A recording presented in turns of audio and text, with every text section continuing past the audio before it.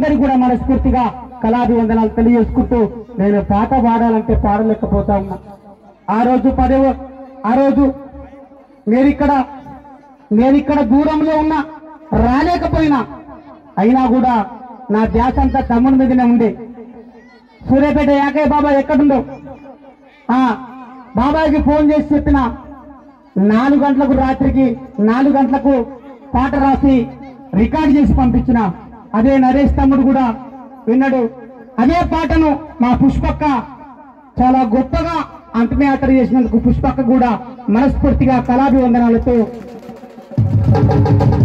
ఏం పాడినా కూడా తమ్ముని మీద తక్కువే. నేను పాట ఆడాలంటే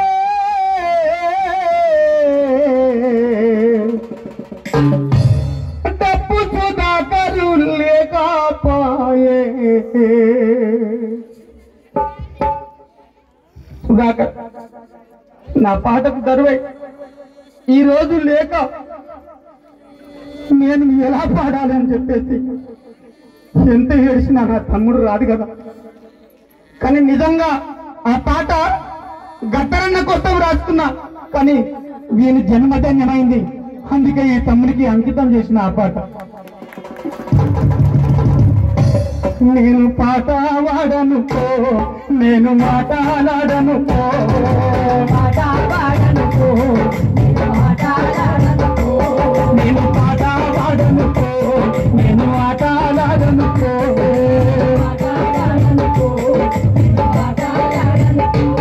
నేను పాడాలంటే తప్పు సుధాకరు లేకపోయే. నేను పాట వాడను పో, నేను మాట్లాడను పో,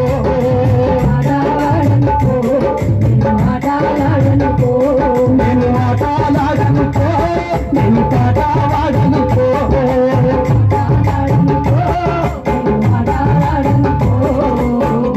గొంగడే చూస్తున్న కళ్ళకు గజ్జలు కట్టుకున్నా,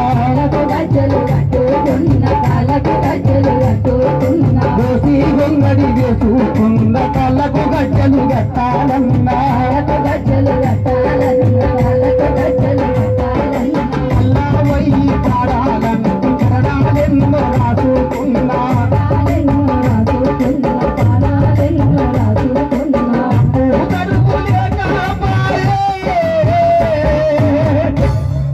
నా డప్పు సుధాకరు లేకపోయే, ఈ పాడే గొంతు లేవకపో.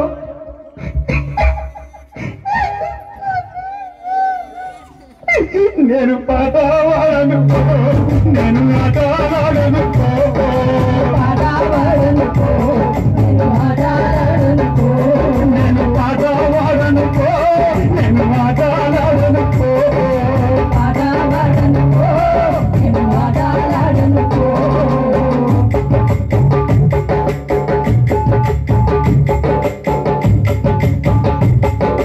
వేదిక పెద్ద వేసుకున్న జనాలొచ్చి కూర్చున్నారు, వేదిక పెద్ద వేసుకున్న జనాలొచ్చి కూర్చున్నారు, జిద్దే రామన్నై అంటూ మైకు వెట్టి పిలుస్తుండ్రు, వేదికనై మేము కూర్చున్న మైకు చేత పట్టుకున్నా,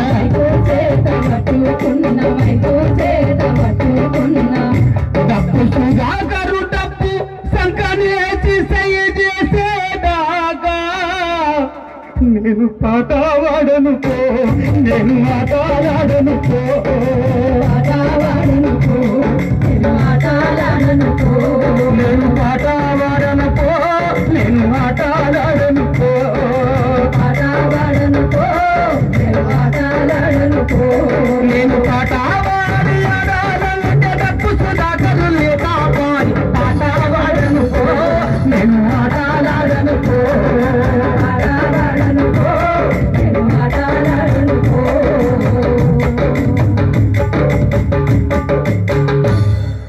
కవులు కళాకారులంత వేదికనెక్కి కూర్చున్నారు, వేదికలెక్కి కూర్చున్నారు, వేదికలెక్కి కూర్చున్నారు.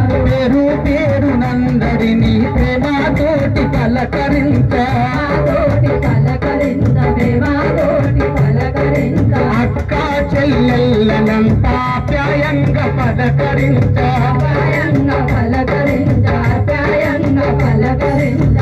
వాయుద్యకారుల వంక చూస్తే